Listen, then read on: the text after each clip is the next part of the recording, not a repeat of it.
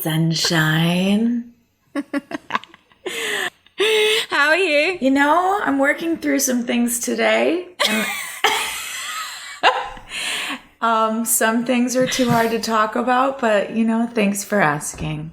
How are you doing?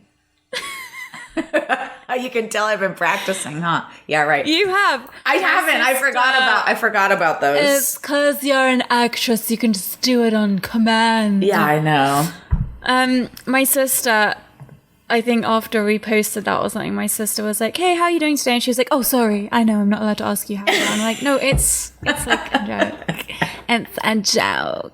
We don't think that. It's a joke." How are you doing? Kind of. How are you doing today? Kind of. Don't fucking ask me how I am. I don't want to talk about it. I'm doing good. Real talk. I'm having a really painful period. Like a painful period of your life or a painful menstrual cycle? I'm both. My periods have been so bad, Lucy. They've been so bad. Not heavy. I just want to. You guys, say, we know that she likes to talk about her period, so here we go. Like, Tell us. Just so everyone knows out there, my flow is delicate, little tinkle, but. Okay. Oh my God. But the amount of pain, you'd think that it was like a tsunami of blood. It's not. It's not even a payoff. I don't even get like a nice, juicy flow. Okay. Do you mind? I'm having a cup of tea, trying to wake up, and I'm hungover, so go easy on me, okay? These torrential downpours of TMI.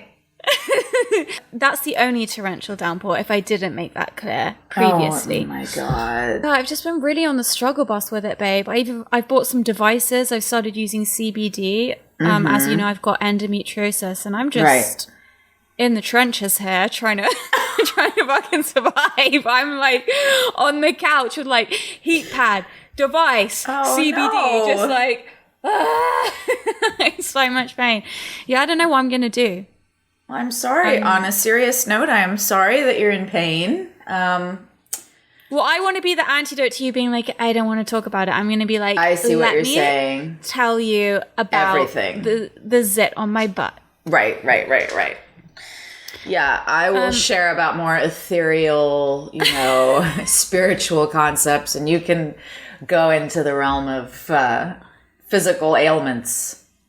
My undercarriage. So you said you feel hungover, but I think you look dewy and delightful. Thank you. Is that Weleda cream? Did you put that Weleda cream on your face? I love Weleda cream. It's a bit too intense for the face, but it's skin food. It's my favorite thing in the world. Yeah. No, this is like a hobnob job of little free samples that I've gotten from Kasha. Kasha's always giving me free shit, so this is one of those. I think I'd quite like the sound of a hobnob job. I don't know what it is, but I like that. I just made it up. My family loves to make up words. It's like a family trait. I know. You've told us before some really funny ones. Thank you. I look very sunned and sun-kissed. I was out in the sun all day yesterday. You tan really nicely. I trimmed some bushes. Okay. I did. I cut myself. Look at that gash. Well, you're not used to sort of, manual labor. Yeah. Lifting. Yeah. No, I'm not. No, I was in the bushes, like cutting through the jungle with my clippers on my patio. Just on the patio. Just on my little patio, yeah, it was hard work, so I'm very tanned. I'm a tanned field worker today. You look stunning. Thank you, and you look angelically pasty white over there. What have you been doing?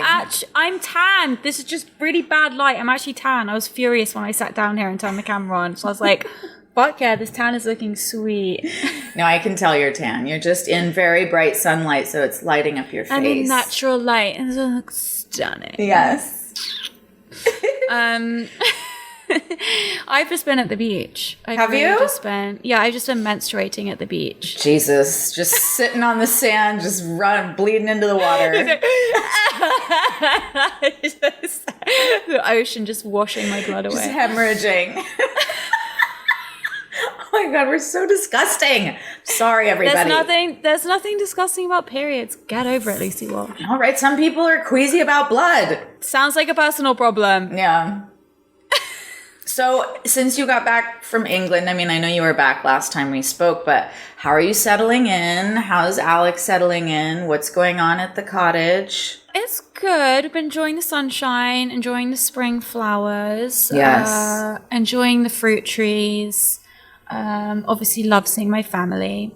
And I could live without the dryness of the climate. Yeah, you were telling me that your hair has gone from vivacious to like a pile of straw. Well, I had a haircut. Anyone watching can see I've got these stunning bangs now. Yes, it looks really good. Because I was so excited to go to my hairdresser because in England my hair had become luscious. And I took my hair down and it was just like a broom. Right. And she was like, yeah, that's dry. And I'm like, it wasn't. I promise. It was so good. But she said that she has to sleep with Vaseline up her nose because she gets so dry. So it's not just me. No. California's the desert. My hands look old. Like my dad's. They look like old man hands. Oh, they do not. My nostrils are parched. My hair is parched. Apart from that, it's been great.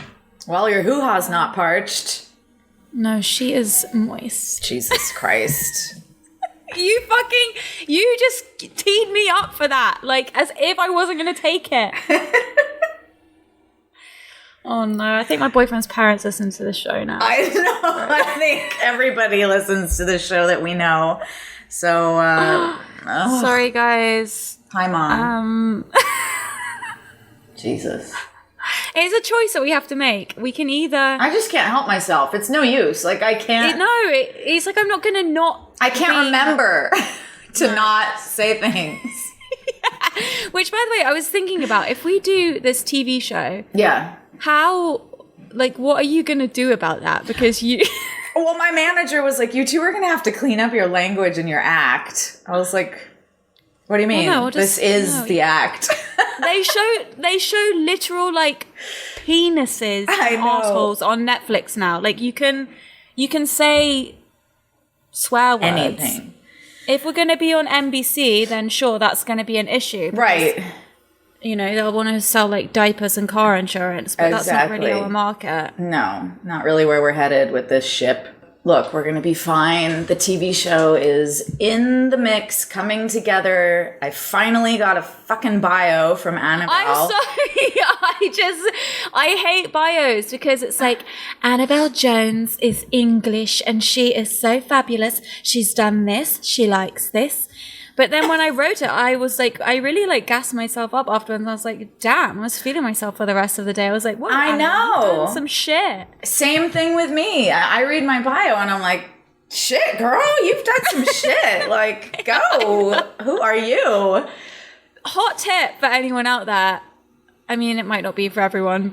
Maybe if you write your own bio. So, okay, here's the way to look at it. If you write your bio and it looks a little bit drab, it's time to spice your life up. Yeah. But if you write your bio and there's loads of juicy stuff in there that makes you feel like a queen, then great. That is a good boosting practice. Bye, Will.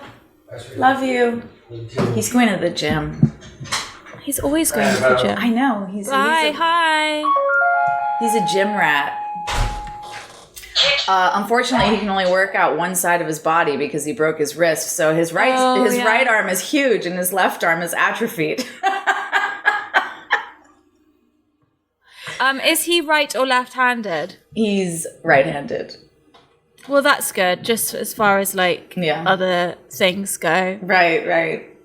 Haven't been affected. Right.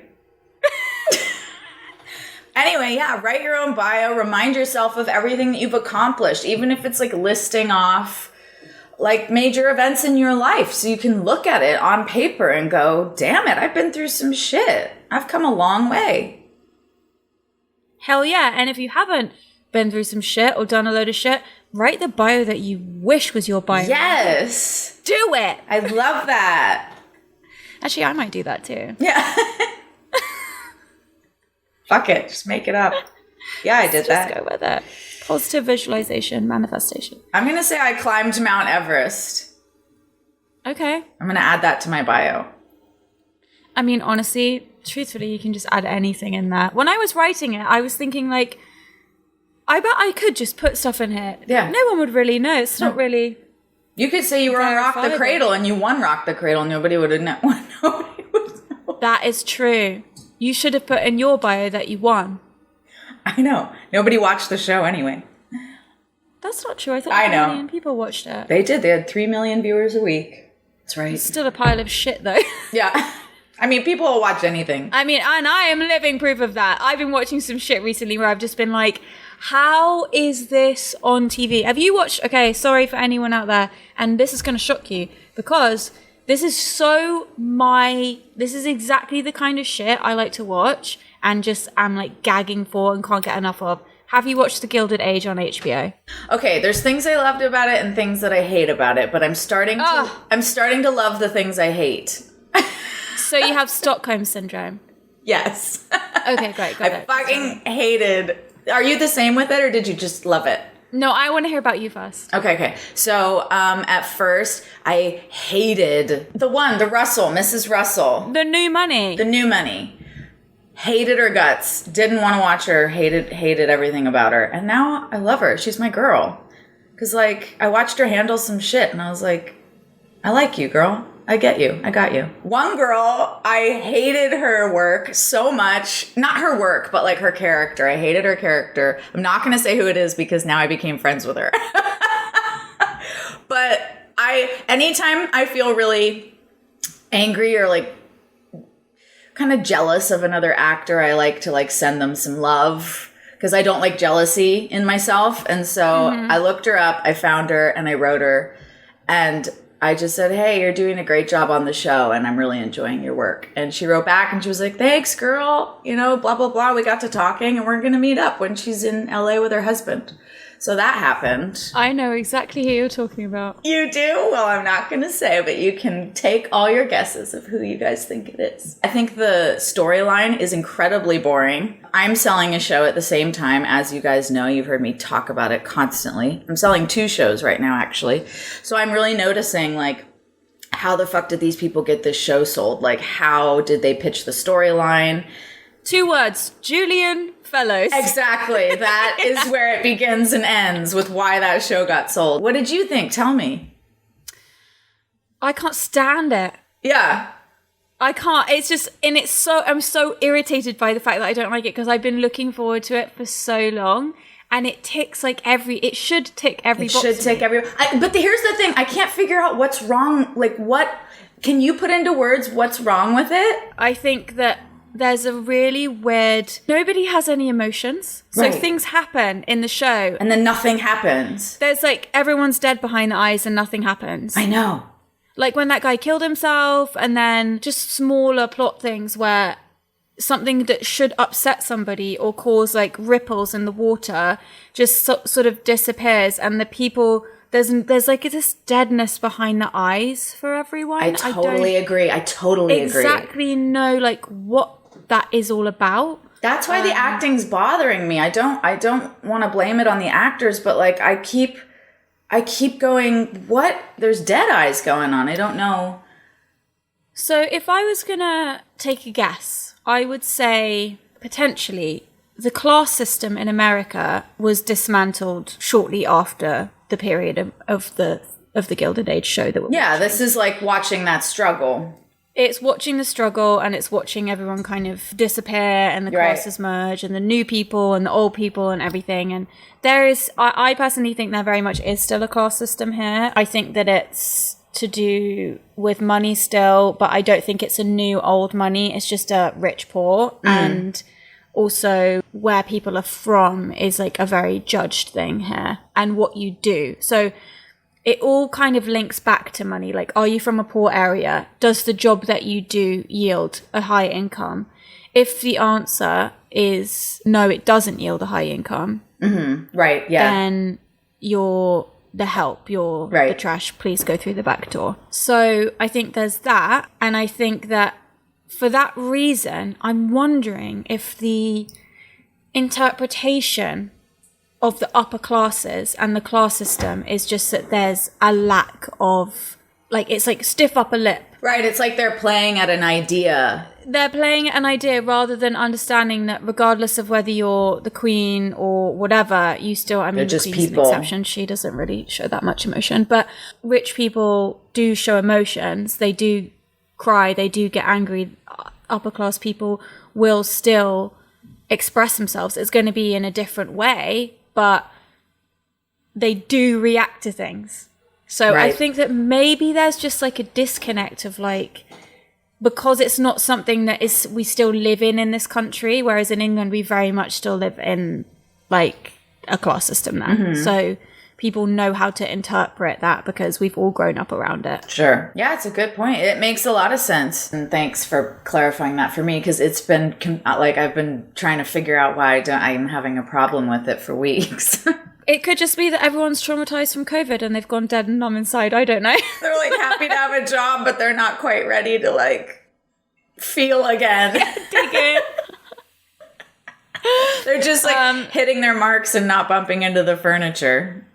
Nothing happens in the show either. No, nothing happens. Nothing happens. No, nothing happens. Every episode, I'm just like, I say to Alec, like, what just happened? He's like, I don't know. Nothing happened. Nothing. I can't stand Mrs. Russell.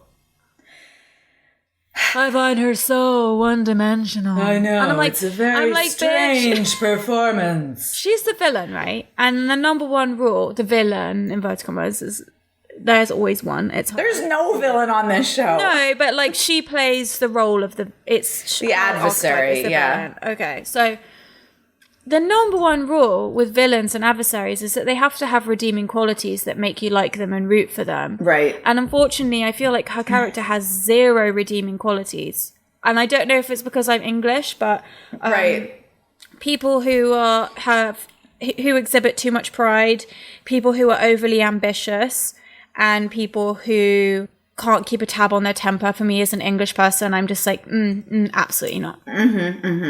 Because that's all she exhibits again and again and again.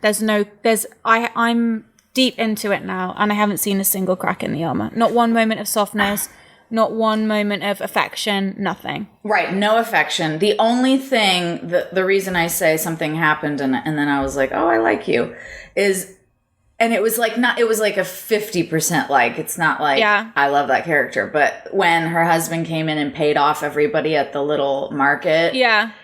And she was like so excited by it, and she was like, like walking out. That was the most emotion she'd ever shown, which I guess is why I was like, yes, you're a person.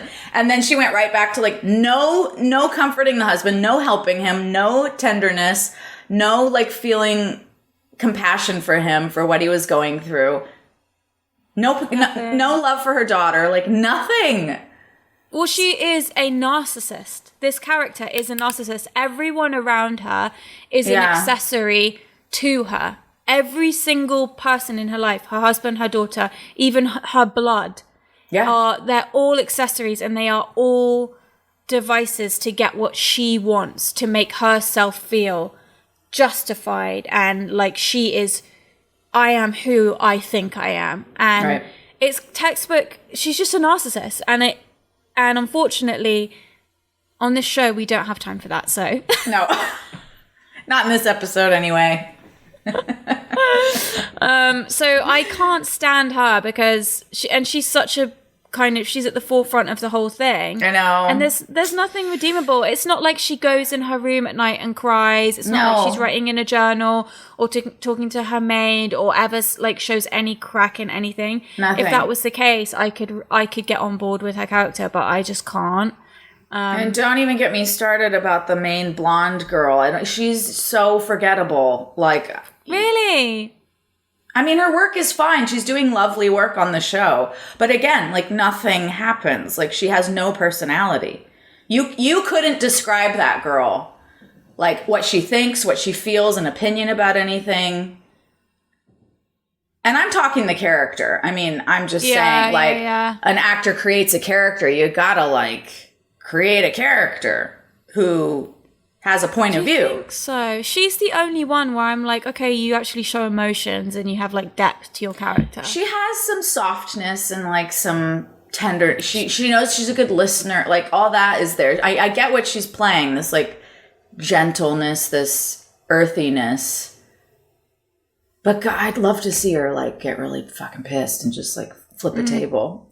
Nobody is going to be doing like anything like that in the show. It's so milquetoast to me, the whole It production. really is.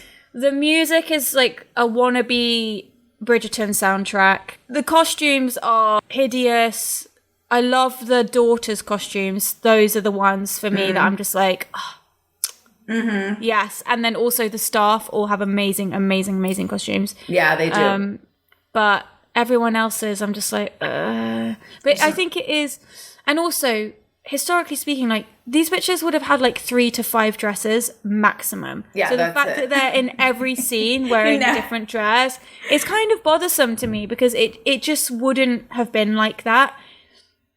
Maybe that rich lady would have been the exception to the rule of that, but all of the other women would have been repeating the same outfits again and again and again. In a show like Downton, they do that. They are historically much more accurate. I think it's just they think Americans aren't going to know. No. Let's make it a bit like Bridgerton meets... and Julian Fellows can do whatever he wants. Exactly. So he's made 2 other shows that I loved and thought was so much better than this. So I can't believe this has got picked up again. And sorry for anyone who hasn't seen Gilded Age and just had to sit through this long conversation about it. Everyone loves it. Anyway, Julian Fellows, love you. Love you, Julian Fellows. I want to be on your shows. Call me. I want to be your friend. I want to have tea with you and hear all of the outrageous things that you've ever seen and heard. Because, he's an aristocrat as well. Wow. That's why he writes them so well. Because he's in that world, but he's also obsessed with it. Mm-hmm. So he's like a big-time like aristocratic historian. Such an interesting person. I love that he has that like addiction to knowing like every detail. Yeah. I'm currently obsessed with Versailles for the 3rd time. I've watched the series. I need to watch it. I know, I need to watch it. Is it sexy? Is there loads of shagging? Yeah, it is sexy. It's sexy. It's just the right amount of violent. It's interesting. just the tantalizing, titillating amount of violence. Just a little sprinkle. Blood. Yeah. No, they do show some torture stuff going on because, crazy shit. Louis had to do crazy shit, Louis XIV, to like keep his court in order. There were so many poisonings at his court because back then everyone would just poison each other to kill each other. And they were so like scrambling to get ahead of each other. It was just, I thought of you because it was a cult. Versailles was a cult. Oh my God, big time. Versailles particularly, everyone fucking lived at Versailles, which is just a giant castle. Yes. And everyone had these apartments and everyone was just like socializing with each other. It was just the reason the reason they did that is to keep the courtiers under control and inside. Exactly. And it just turned into this like fuck fest. Yeah, it was awful to live there. Like these people did not have a good time there. And they were getting paid these allowances to pay to live there. So like the money they were getting was going right back into it, right back to money him. Money laundering. Oh my God, it was just wild. So yes, please watch Versailles. The only thing that's funny that cracks me up is that, it's supposed to take place at Versailles, which is obviously in France with the French king, and nobody has a French accent. They're all American. They're all English. Okay. I think a lot of people would have spoken English, though, wouldn't they? I don't know. I mean, you can argue that the show should have been in French, but I just love it. I've binged it 3 times. I've become friends with some of the cast. Classic Lucy Walsh. I love being friends with people that inspire me. I like being in the artist community, and it's really great to again, that's why I love social media, because you can connect with people from all over the world. But watch the show. So many shows to watch. So little time. So little time. I know. Talking about sex, that's another thing that you've just made me realize about the Gilded Age. Is completely sexless. There's no sex. There's not even sexy feelings. There's not even sexy... No. It is sexless. Yeah, you're right. I did not realize that. What are they thinking? I don't know. Even Downton Abbey's a bit sexy. Yeah. Yeah, no, nothing here except that very strange topless scene with the maid in his bed, which was not sexy. I know, that was really awkward. That character's tricky for me. It's just... Anyway, I think people know how we feel about that one. I totally agree with you. Okay, so that's what I've been doing, watching The Gilded Age. Okay, great.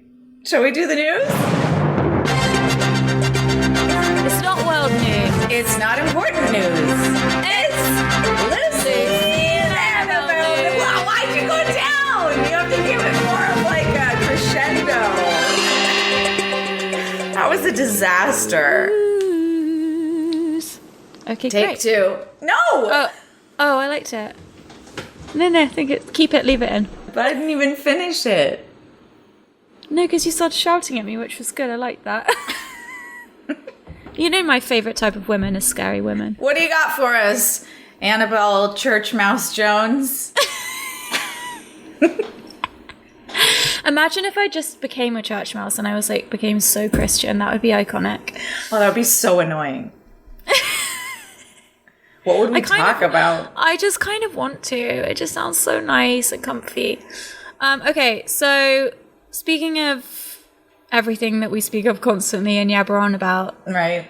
I just want to let you guys know that the term bimbo is back, and it's a feminist statement. What? I don't know, babe. Apparently, it's cool to be a bimbo. Bimbo? Oh wait, I didn't know that bimbo went away. Yeah, it's become really rude and sexist to use the word bimbo. Got it. Why is it back? Okay, so opinion section in The Guardian. We've already reclaimed terms like queer, babe, and slut, and now TikTok is helping to make skimpily dressed girliness respectable. Now, I'm just going to start my rant by saying that TikTok has not made a single thing in its history respectable. So that's immediately out the gate a big cross in the Jesus. old articale. Basically, there are girls trending online and boys and whatever else people are identifying as, who also identify as bimbos. I guess Paris Hilton would be a good representation of what a bimbo was if anyone was trying to understand what I'm talking about. Right. I'm just going to read a few bits from the article. Okay. Haven't heard of bimbo talk? Then it's time to wake up and smell the lip gloss. It's a subsection of TikTok where self-proclaimed bimbos are proudly reclaiming the title. It's a bit of fun. You won't catch me trying to stand in the way of evolving language. My efforts to keep up with the right words to use often feel like standing in a rough sea while the waves smash me in and out, occasionally flooring me. Thrilling, if precarious. Take my own sexuality. I experimented with identifying as pansexual. Same girl. Only to find out that Twitter had deemed me to have accidentally erased bisexuality. I didn't know I was able to do that, let alone all by myself. So I think the writer of this article is a comedian, and she's also, I think, kind of at the beginning here, coming from a good place where it's like, she can't really keep up. Right. She's queer. She's trying to be a queer person and be like, I'm pansexual. And then she's getting shat on by other queer people. Kind of the sign of the times, isn't it, really? Everyone's sort of... Nobody knows what language to use. Everybody's very... kind of paralyzed. Uptight. Yeah. Everyone's clenched tightly. So yeah. There's a girl on TikTok, a prominent self-proclaimed bimbo called Chlapeka. And she describes a bimbo as being a leftist who likes to have their tits out. I mean, what's not to love? This is going to get Lucy going. Another bimbo called Princess Faux Rich explains that a modern day reclaimed bimbo is a hyper-feminine person. They must be pro-surgery while also truly being authentically themselves. I see. It's about being loved and respected by being themselves without having to change. I can't. Without having to change. You gotta give me a second. I can't even listen. Oh my God.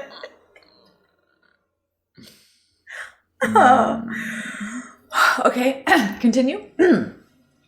Yes. TikTok's revolutionary bimbos hold firm that women can wear whatever they want, however revealing it is. Yes, please. They're against the far right, including pro-lifers. So far, so fabulous. They are fiercely inclusive, carefully inviting all genders to revel in their glorious bimbodom. Women can be beautiful and brainy. I mean, I thought Carol Vorderman, I'm going to leave that bit out because nobody's going to understand who Carol Vorderman is, unless you're an English person. Right. TV presenter in England. She's a bimbo, but she's very capable. She's is she a self-proclaimed bimbo? I don't fucking know. Let's not confuse the two.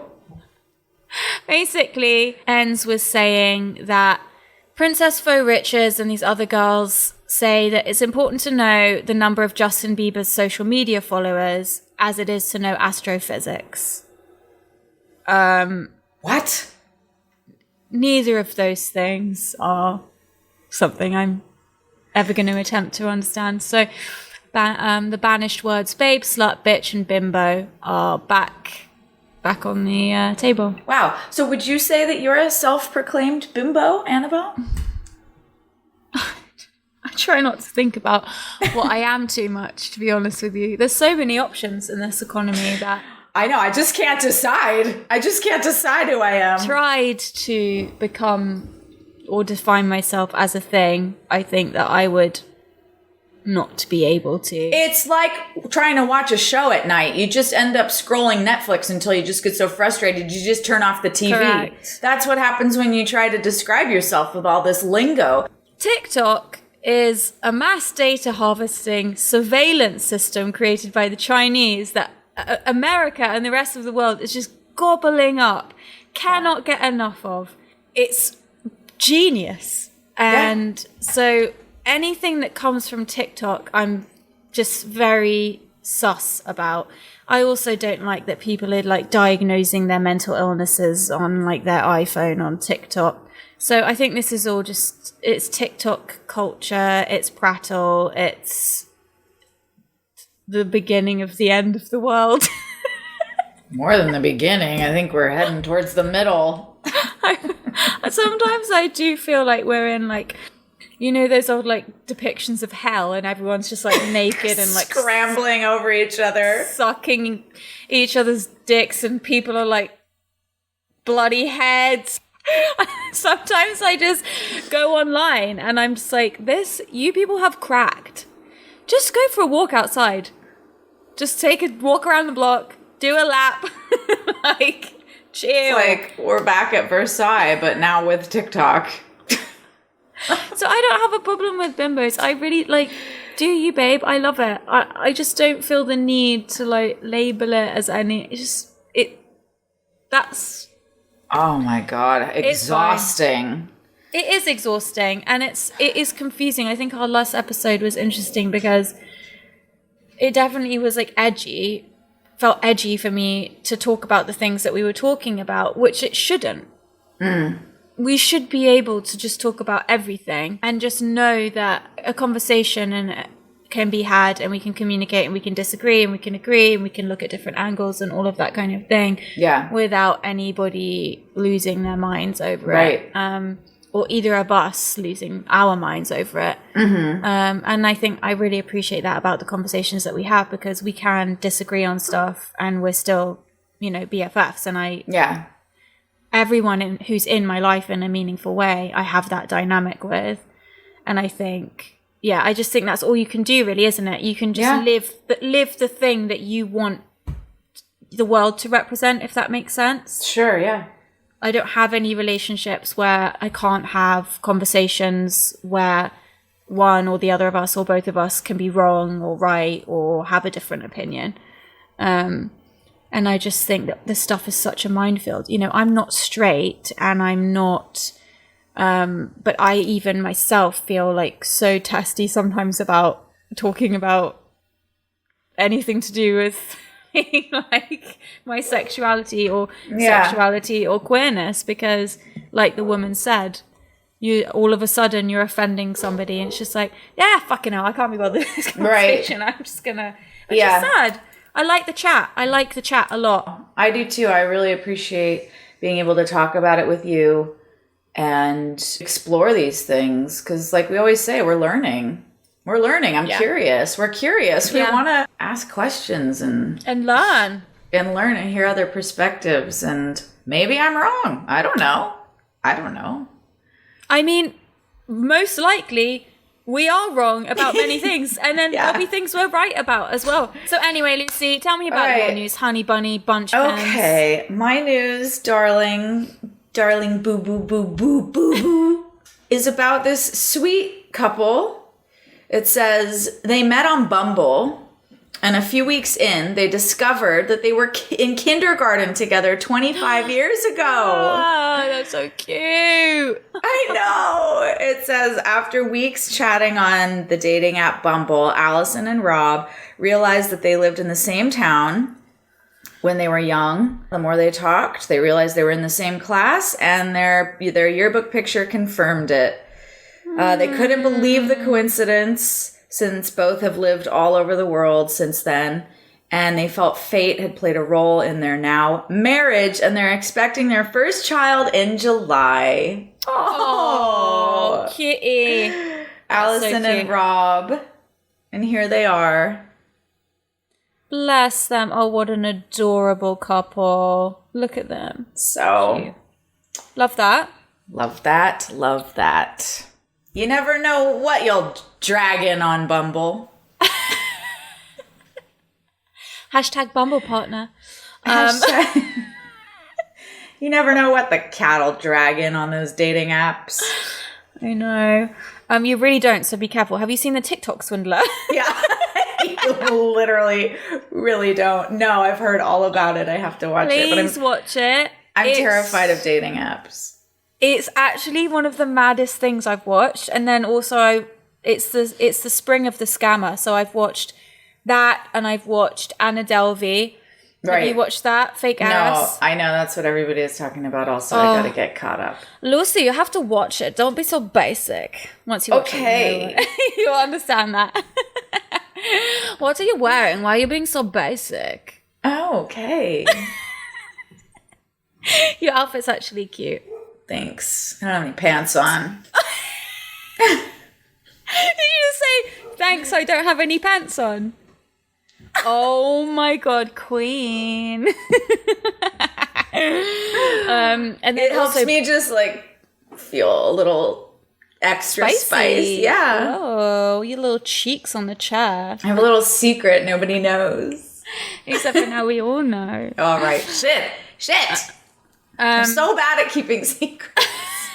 Let that be noted, and everyone listening. I know, right? No, I keep important secrets. Okay, that's a cute news story. Yesterday I was remembering this best friend I made on vacation, and I cannot remember if it was at Club Med or if it was in Australia, but for 1 week I had a best friend. I need to get the picture because I want to put it online and see if anyone can find this girl that I played with every day, and she was so nice, and we like had a soul connection, and it's the only friend I've ever. Yeah, it's just the only friend I've ever made as a kid where I really remember her. That's a beautiful story. I'm gonna ask my mum if she has any pictures from that vacation, because I bet the little girl is in some of them, because we spent every minute together. Do you remember when you were a kid and you go on vacation and you'd meet somebody and they'd be your best friend for like a week? I never went on vacation, but I can imagine. It wasn't vacation. It was like my dad would be playing at, but it felt like vacation. Yes. Yeah, I understand. For me, a child that didn't have to do any work, I was on vacation. Right. Everything was vacation to you. Yeah, I know what you mean. There are some special things that happen in our life, and you just like remember it. Forever. I want you to find this girl now. I know. I want to find her. I hope my mum's got pictures. I'm going to call my mum later and maybe she'll remember her. What if you've seen her like at the store or the gas station or something and you don't even know it? No, because I don't know if it was in Australia or if it was in Florida. So you just have like a snapshot memory of this happening? Yeah, of being on the beach with her. Like in a very tropically feeling beach situation. White sand, blue sea, boiling hot. And what was her name? I can't remember her name. I just remember her face and just being with her every day. Are you sure she was real? 100% sure she was real. Did anyone else see her? That's what we're going to find out when we speak to Mum. Considering my mum can't even remember when I was fucking born, I don't think she's going to remember my friend from Yeah, how can you pictures. I wanted to find out what my other star signs were. You know, you got like your sun, your moon, and your rising or whatever it is. And she's like, I don't know when you were born. Yeah, but then I shamed her on Twitter, so she found out. Wow. And now I know, so I can do it. But now I'm scared to do it. Do you know what your rising things and everything are? Yeah, I do. Not happy about it? No, I'm really happy. Yeah, I'm really happy about it. Yeah, I've got a bunch of Sagittarius, a bunch of Cancer. So that's really strange because I've got like a bunch of fire and a bunch of water. So that explains why I'm very like blah, blah, blah, blah, on the outside, and then inside I'm like like deep, dark, like in my shell. So I'm constantly fighting between the two. But then to bring that all together, I've got nice Earth sign Capricorn right in the middle of all that. So that's a good one. That bolsters me. Sick. Love that. And you're a Cancer. Yeah, and I don't know what the other ones are. There's some kind of Gemini thing, which I'm just going to pretend I never saw. Yeah, let's just forget about the Gemini. I'm surrounded by Geminis. It's really interesting. Like my mom, my sister, my best friends growing up, I've got a lot of Gemini women around me for some reason. Now you got one more, baby. I know. Well, we'll have to find out what you are. I'm very interested, actually. I know. I want to know, but I'm just like, do I want to know? If you have your information, I'll look it up. I'd be really interested to know your chart. I'll look it up for you. Okay, I trust you to do it. I just don't want some like one-eyed bitch with like a headscarf to do it. Let's do some listener feedback. Let's do it. This listener responded to the photo that I posted of myself at the beginning, middle, and end of the turbulence on my death-defying British Airways flight, and said, probably the same expressions you had when discovering you were about to be asked to perform on the American Idol stage when walking in for the Rock the Cradle audition, carrying your Trader Joe's bags. Which, in case any of you haven't listened to the Flop the Cradle episode, I was unaware that I was going to audition and was carrying my items in a Trader Joe's bag. No idea where you were. Very confused. And I don't wish to ever be in a situation like that again. And yes, the expressions were very similar. We're identical. Wow, that's hilarious. Yeah, that was like our third episode, I think, Flop the Cradle. Great episode. It really was. Back when I was uncomfortable talking about personal things. When you would literally have a meltdown every week and be like, I'm quitting the podcast. I don't want to do this anymore. I hated it. I hated you. I hated all of it. Now I've just given up. Oh, God. I've surrendered to the madness. Good. Speaking of personal things that we shared about ourselves, I shared about being in the restaurant when that guy had a meltdown and started screaming at me and my friend because she was a food blogger. And this comment says, I'm fucking furious at this dude who started grilling Lucy's food blogger friend. This is classic behavior of sexist dudes who think that any accomplished woman is faking her expertise for attention, and it's his job to debunk her claims of enjoying something. The same thing happens with video game and comic book fans. A woman will say she likes Spider-Man, and the man will start quizzing her about what happened in Volume 1, Issue 357 of the comic in order to attempt to prove that she's not a real comic fan. What a psycho. And that was written by a man, that comment. So, wow. Okay, that's how he feels about it. Love it. One listener says, excellent podcast as usual. I do believe we should all have the same opportunities in life, no matter sex. But I heard some feminists that literally hate men.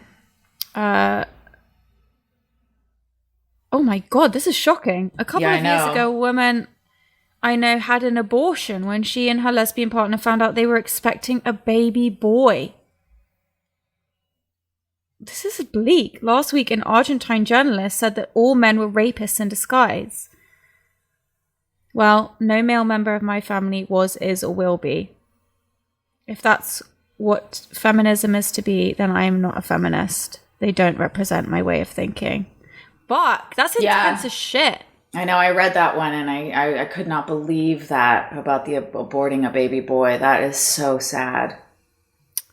I mean, it's been happening the other way around for a long time. I know. I mean, not to say that it's okay, but it's like, it's appalling. But I'm so desensitized to hearing about so many different cultures and throughout history of like killing babies, drowning babies, giving them up for adoption, all of that when they're girls. Because they need heirs, they need people to take care of the family. Yeah, they have no use for girls. That's been going on since the beginning of time. But it's so shocking to hear it said about two women aborting a male child.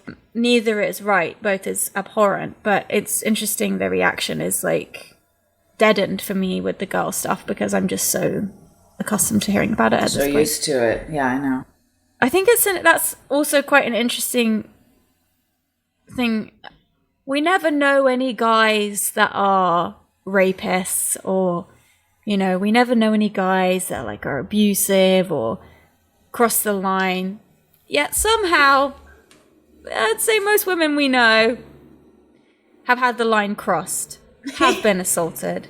Yeah. So somewhere in there is a discrepancy between no man I know would ever, has ever. I would say that. I would not say that. Do you mean like the men that are closest to me in my life? Yeah. Right. Like the men in my life. Yet all of the women who are close to me in my life, I would say 9 out of 10 of them have had situations. Right. So where's the disconnect? I really do think about that a lot because I'm open to the truth.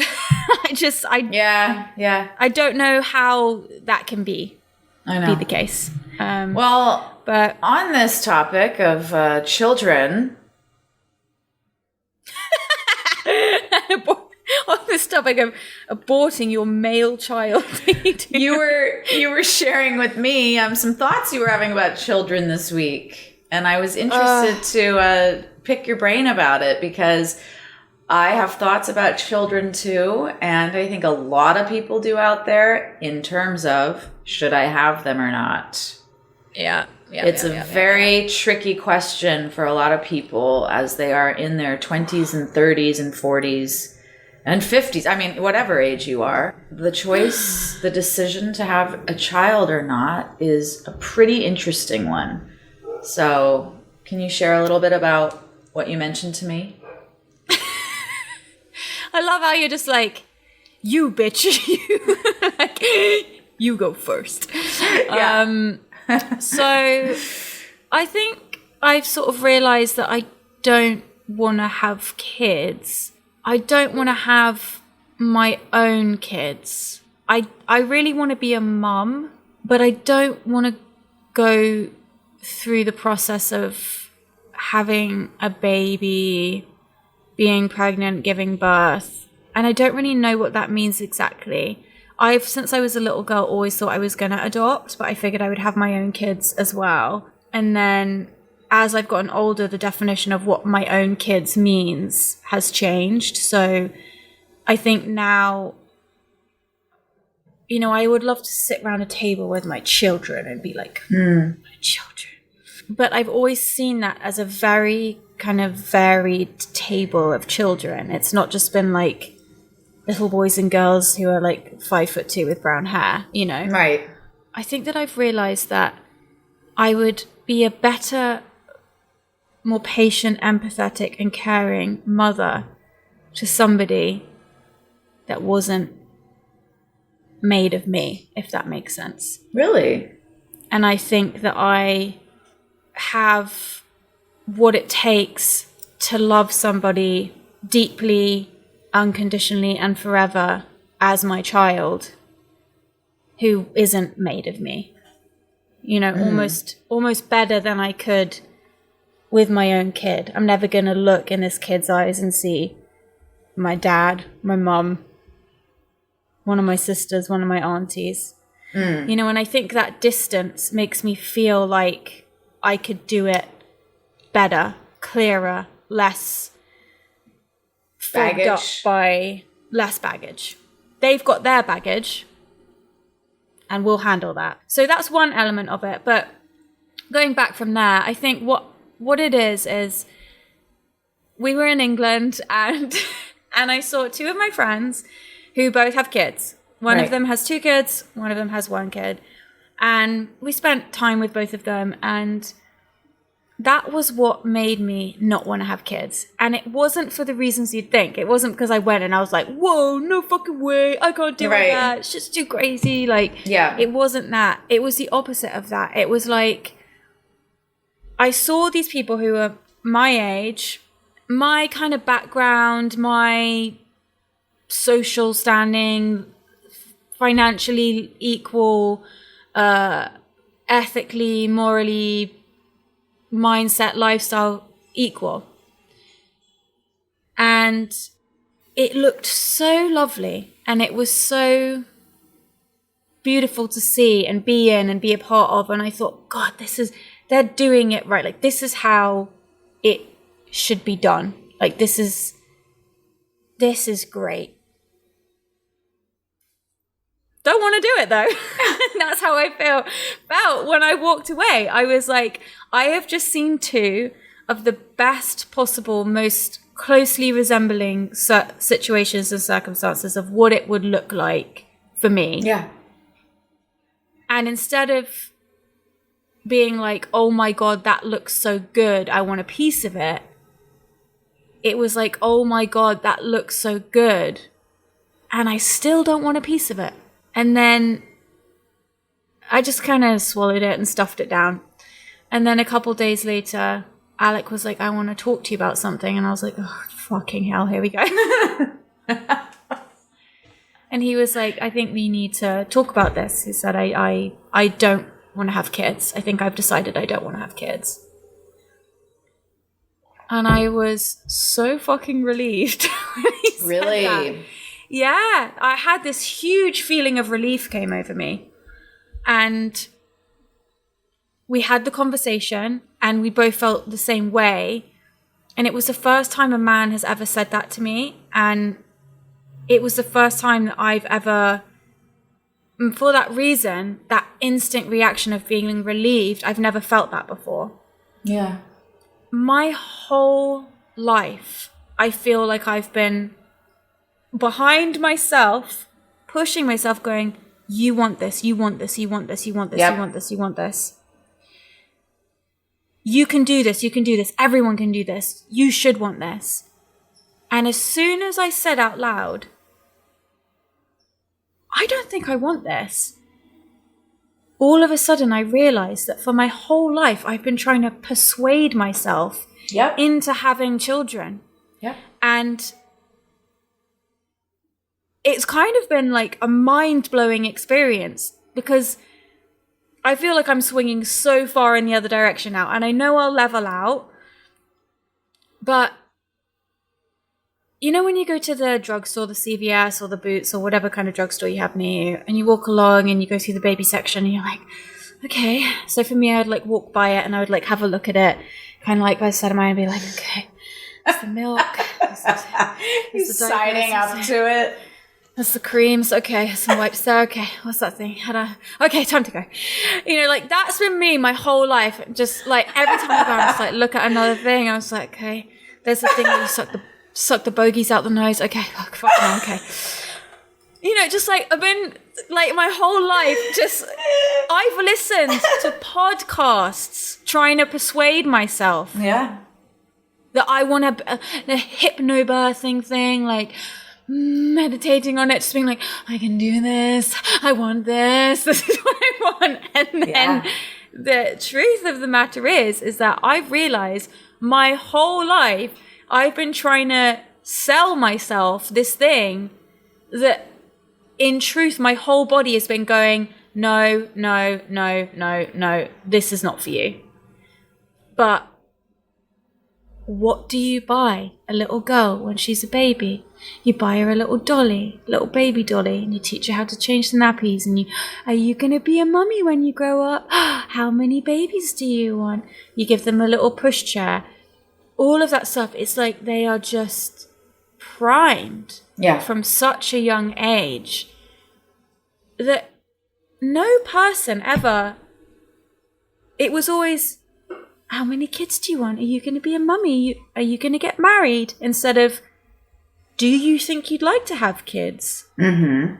What does it feel like when you think about being a mummy? What do you think of mummies? You know, and instead it's just this constant barrage of like, no, this is what the path is. And now I feel almost like a little bit angry about that. Because I think I could have been much clearer earlier on had I not had all of that shit in my head. If I'd just been asked rather than told by society and by people around me. As soon as Ryan and I got engaged, literally within 24 hours I was being asked about when I was going to have a baby. Mm-hmm. Me too. What the fuck? Yeah. Can I just be engaged? Like, can I just enjoy this fucking moment without having to be this other thing? I think the pain, part of why I was having such a hard time in England at the end there was I was also processing this because I think that without really knowing it, there was a lot of pain there, pain and anger around the fact that I felt that I was forcing myself to do this thing that I didn't want to do. And I knew I was going to have to undergo a huge amount of pain, a huge amount of discomfort and trauma when I already have so many problems with all of my shit down there anyway. And I've been gassing myself up for that since I could think. And I'm pissed about it and I'm sad about it. And now I've gone the other way and I'll be at the store and I'll be like, oh, look at that over there. Look at that. It's a nice little crib. Never going to need one of those. And now, the other day I went to the CVS and I went to the baby section and I like actually stood there for a while and looked at it. Now that I've had this thing. And I thought, I don't want to ever have to buy any of this shit. I don't want to have to buy cream for my nipples. I don't want to have to buy like a douche for my fucking busted vagina. I don't want to have to like, you know, I just don't want to I don't want to suck bogies out of a baby's nose with a straw. Like, no, I don't want to do any of that. I do not want to do any of that. Like, no. So it's been really interesting, really, really interesting. So I just feel like my mind's been opened, and now something I had never thought about before was, what is a life without pregnancy, childbirth, children, infants, let's just say. Because I feel I will have children. I don't feel I'll have infants. So what is a life without infants? Okay. Or just say no children. Say there's no children. All of a sudden, your life looks completely different. You can go anywhere. You can live anywhere. You don't have to save up for college. You don't have to think about how am I going to pay for this. It's just a totally different life. And all it took was for me to ask myself the true question of, do you actually want to do this? And when the answer was no, a magic curtain dropped down and that someone was like, ta-da, look at this whole other world. Yeah. Which was really interesting and I hadn't expected. And then also I think that a lot of people have kids because they feel that this is something that they need in their life and that they want, and that they want that love and they want that experience and they want to love something like that and be loved by something like that, have that connection. And I don't. And I know that's like a really intense thing to say. This was my thought process at the beginning, was I don't want to love something that much. And then I sort of thought about that for a while, and I thought, no, that's not what it is. It's not that I don't want to love something that much. It's that I feel so nourished by the love that is in my life already. And I feel so much abundance in the love that I have to give to those around me. And that really feels like enough for me. Yeah. And that was a beautiful thing to come to, was that it feels so full already. I'm not looking for another thing. And actually, I don't know if I have the space for it at this time. Mm-hmm. So yeah, I mean, that's kind of where I'm at. And now the world looks so different to me, Lucy. It looks so fucking different. I don't look at women in the grocery store with their kids in the cart anymore. Kind of like, I used to just stand there and look at them just like, what does it look like? Like, how do you do it? How do you carry the bag and the thing? You know, and now I just look at them and go, oh, that's cute. Mm-hmm. Anyway, you know, and it's a relief. I feel relieved. Wow. So how do you feel about having kids? You don't have to answer. I don't want you to feel that I'm like pressuring you into a conversation here. I definitely want to answer. Okay. Thank you for saying everything you just said so beautifully, so clearly. I feel the same. Never in my life felt the desire to have children. Never while I was growing up did I imagine that I would get married and have kids and be a mom. It never crossed my mind. Yeah. And as I got older, and yes, I agree, I was conditioned from that early age by the women, by society, here's your dolly. It was never like, here's the NASA program and people can go to the moon. Because that's not what my mom came from. My mom came from generations of farming families that had 10, 12 kids. And the children, what you do. That's what you do. The kids were born at home with no drugs, with a midwife. And that's how I was born. Woo. And my mom devoted her life to being a mother. That's something that's important to my sister. And that's a beautiful and that is thing. Beautiful. Gorgeous. Honorable. Like, oh to my me, God, it's one of the highest paths you can take is to give your body and your life to somebody else. And as a mother, that is what you are doing. Right. And so just like you're saying, I always said, I want kids someday, but I never stopped to think if that was my wish. Mm-hmm. I just assumed that I would do it because everybody was telling me that I would do it. And it's just what you do. It's what you do. Yeah, of course. Yes. I can't wait to be a mom.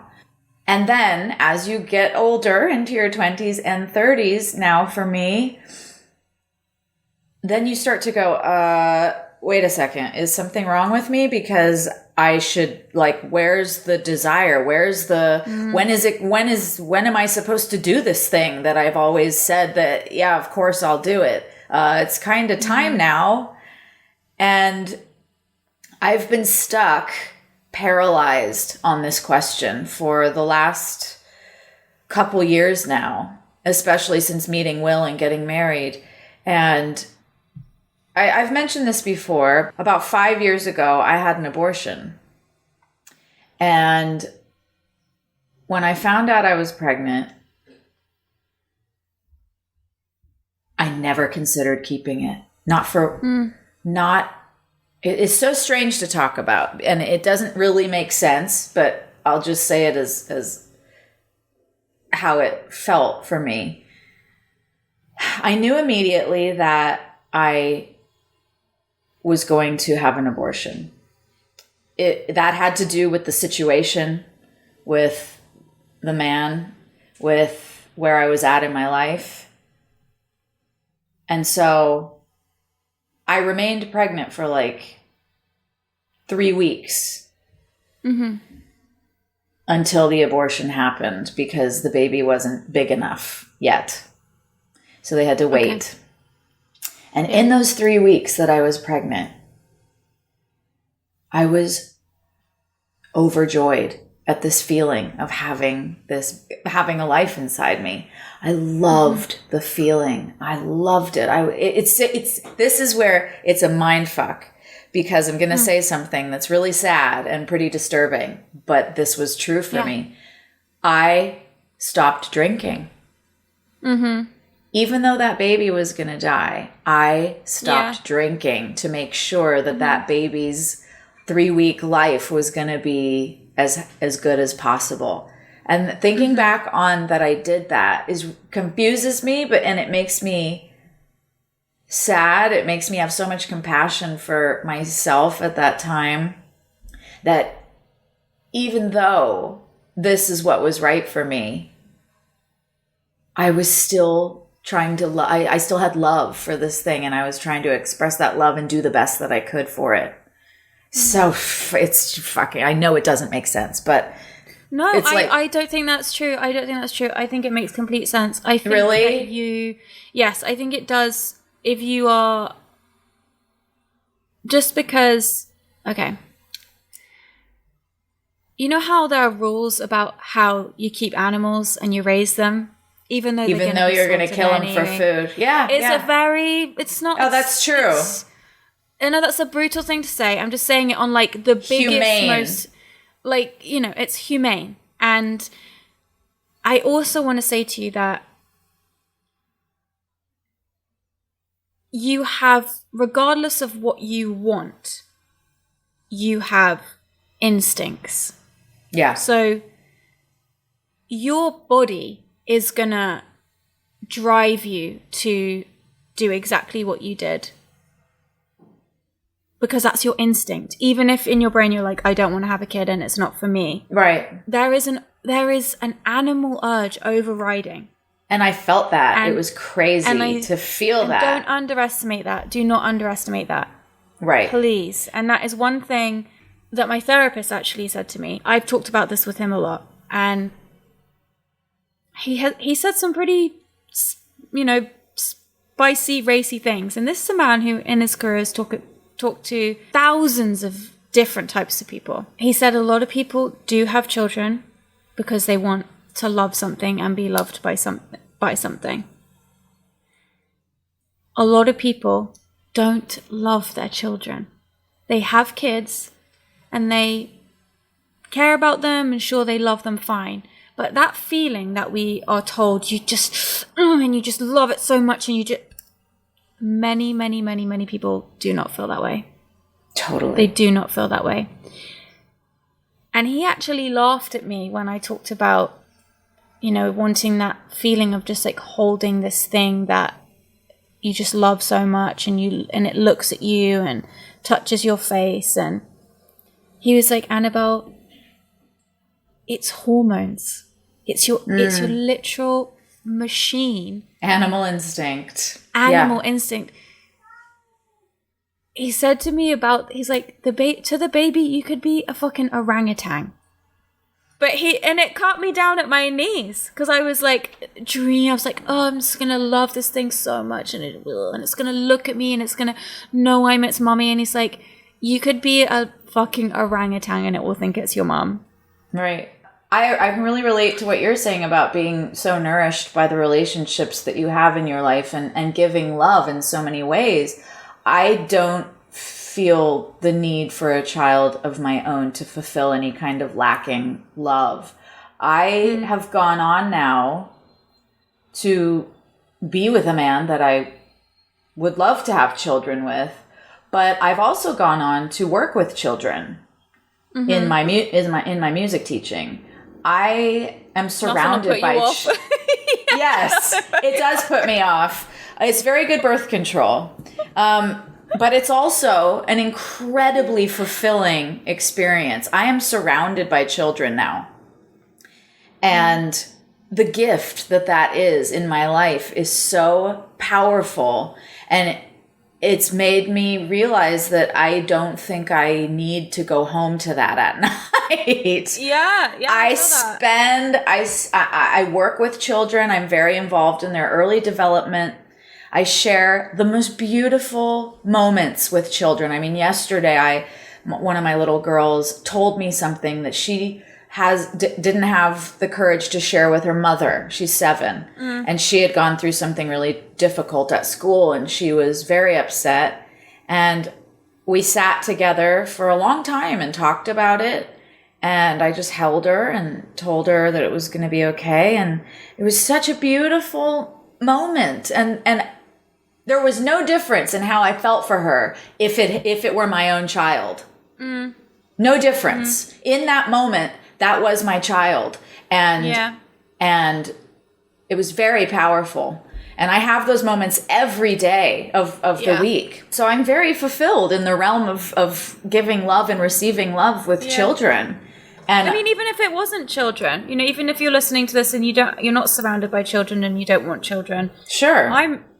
I'm not surrounded by children. I have a lot of teens that are in my life, my nieces and nephews. And even if I didn't have them, and I was just talking about the love of my friends and my family and my boyfriend or my girlfriend or whatever it is, that's cool too, I think. That's like, if that's it's relationships. It's relationships. It's giving and receiving love and support.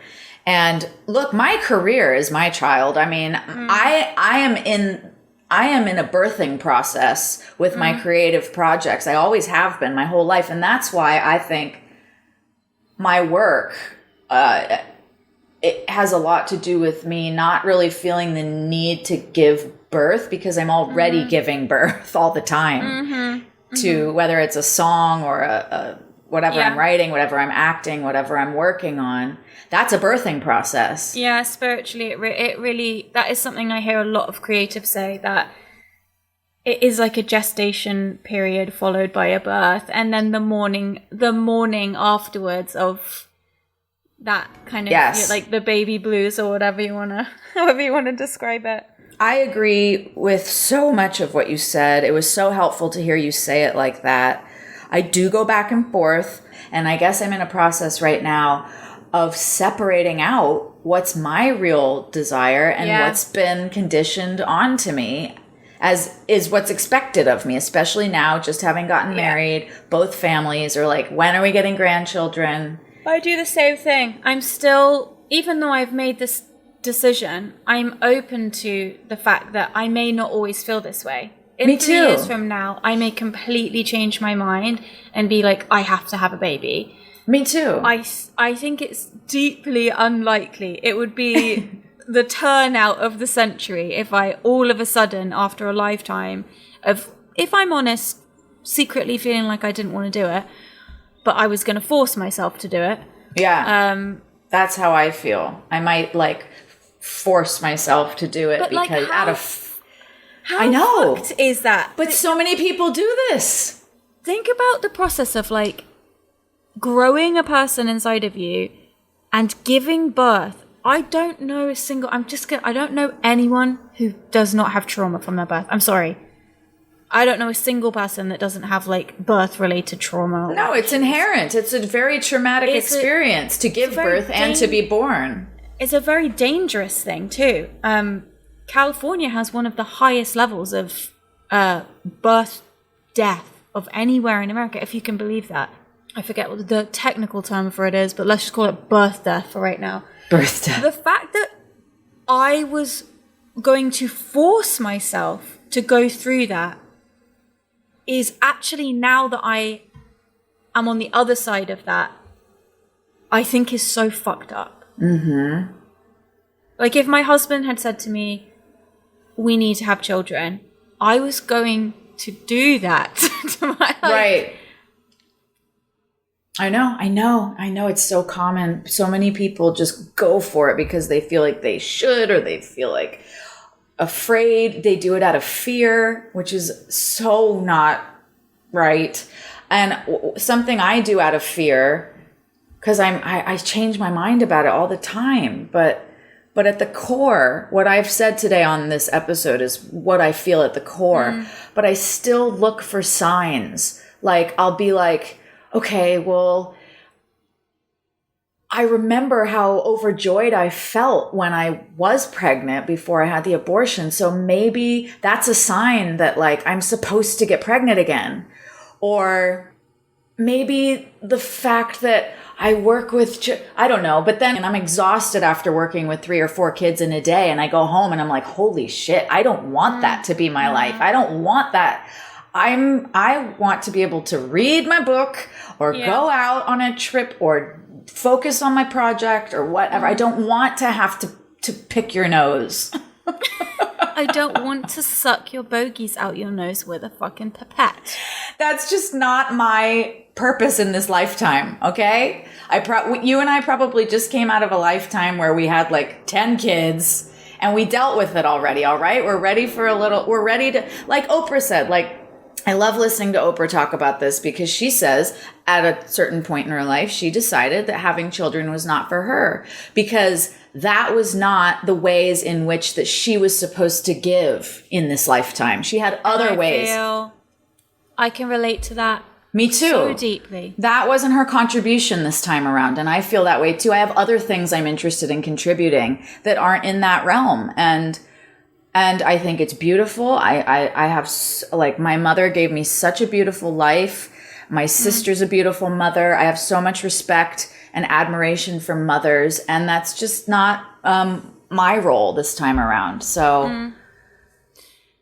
Yeah, I think it's, you know, I knew how to change a nappy before I knew how to tie my shoes. And that's pretty telling stuff. I love that concept of what Oprah said. I don't really follow Oprah Winfrey, if you'll forgive me. I don't know like lots of her quotes. You're not in the Oprah cult. I'm not in the Oprah cult, but I do feel that my soul has a very different purpose and journey, and I feel that so strongly. There is something else I'm meant to be giving, and there is another purpose for this vessel outside of that. And it's not to say that if you have a child, that's all you're meant to be giving. Not at all. I just don't have it. It's not one or the other. You don't have to choose. No, I don't. I hold my hands up and say, I don't have it in me to give what I want to give plus all of that. To another child. And I say another child. I always joke that I've already raised 3 children and I don't want to raise any more because I had to raise myself. Yeah. I had to raise my ex-boyfriend. And in many ways, I feel that I had to teach my mother how to be my mother in many ways. And I don't want to do it again. Right. I really don't. Yeah. Being my ex-boyfriend's mother, being my mother's mother, it has made me tired. And now after this experience as well, there is definitely with losing Ryan and Max, there is a part of me that feels like I don't think I can like go through another like trauma like that, like willingly. Right. I can't put myself through that. It's just like another reason on the like tally now where I'm just like, okay, yeah, no, I understand. That's the end of that dream.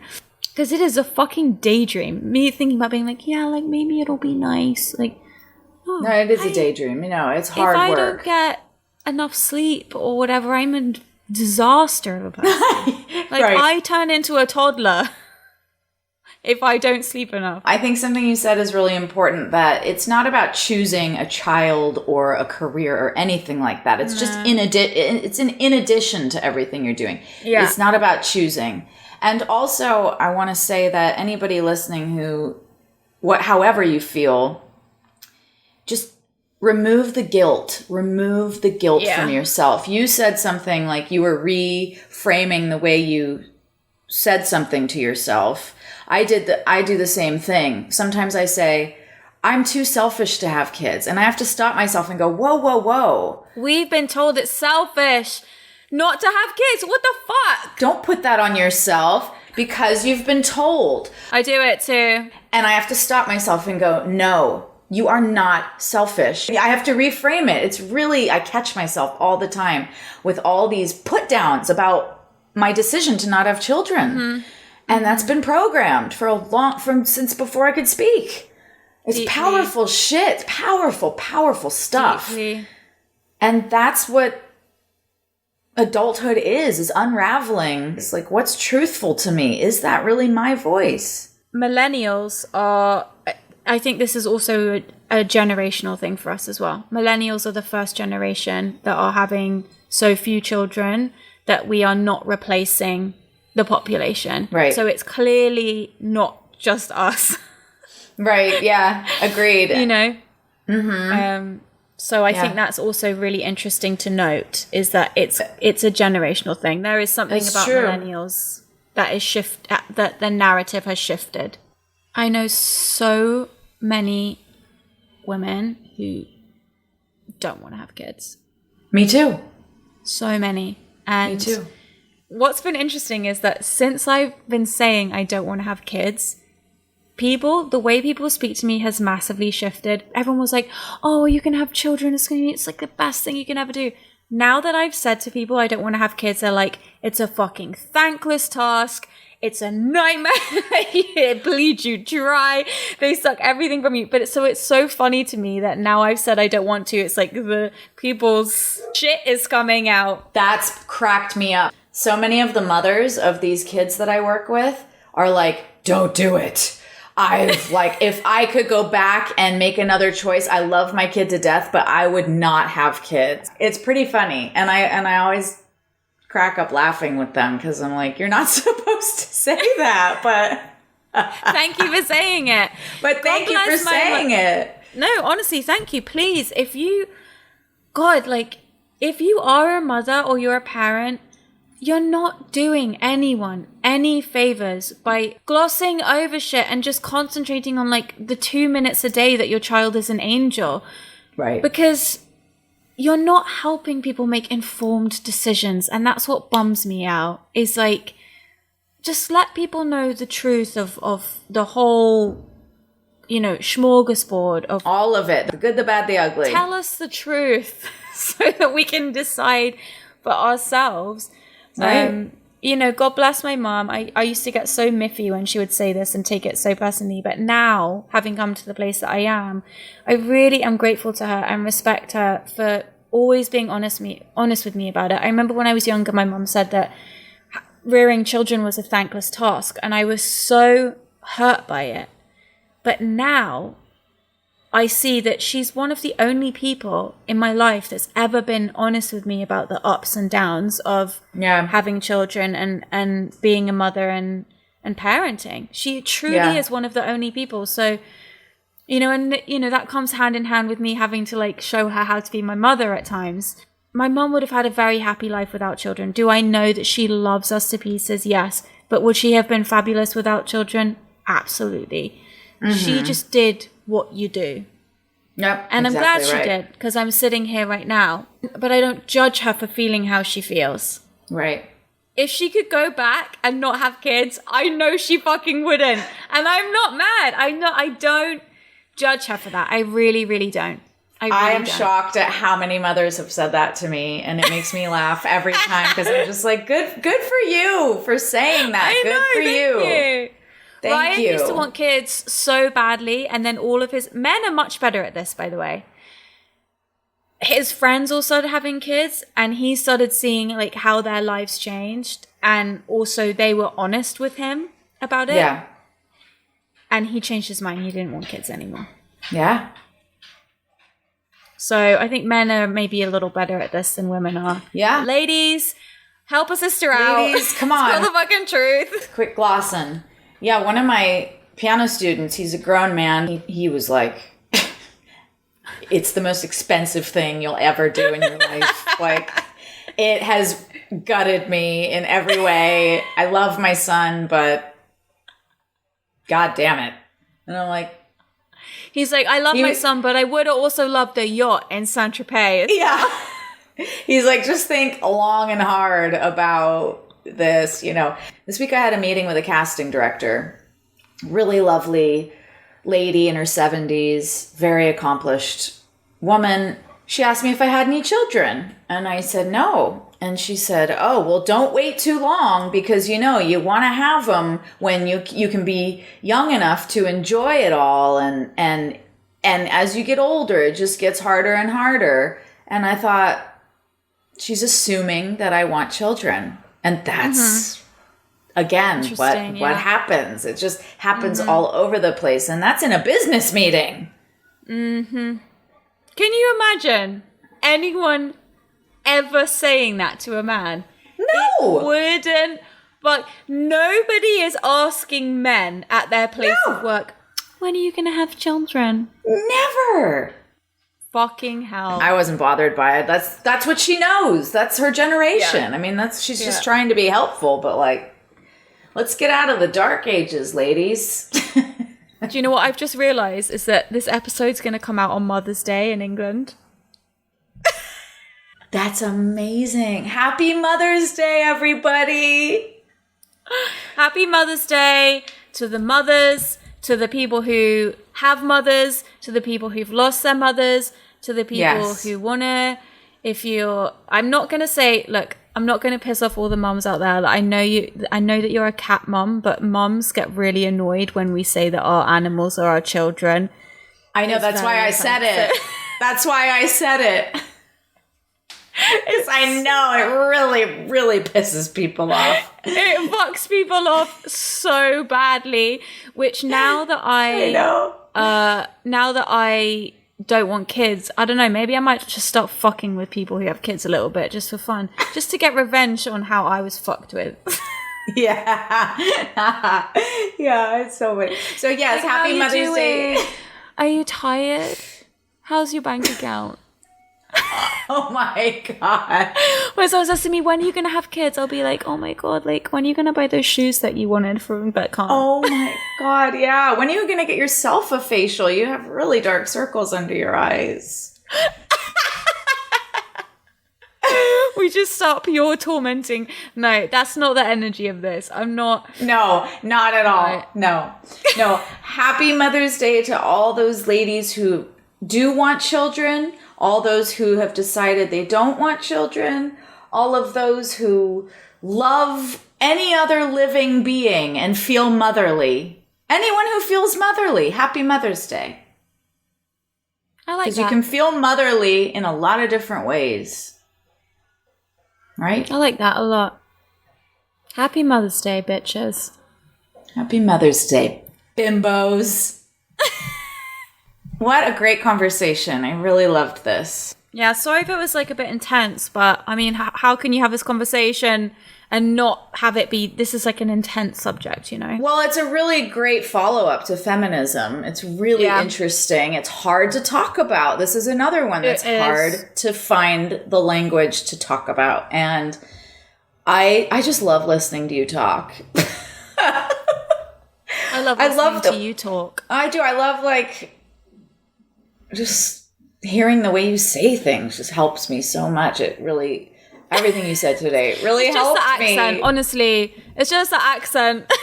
I know, the accent has a lot to do with it. Just talk to yourself, record it, and then play it through an English accent thing, and it just will give you the same effect. I can try to talk like you, and then that might make it better. Hello, everybody. That was terrible. That my name is Hello, my name is Mary Poppins. You sound like Dick Van Dyke.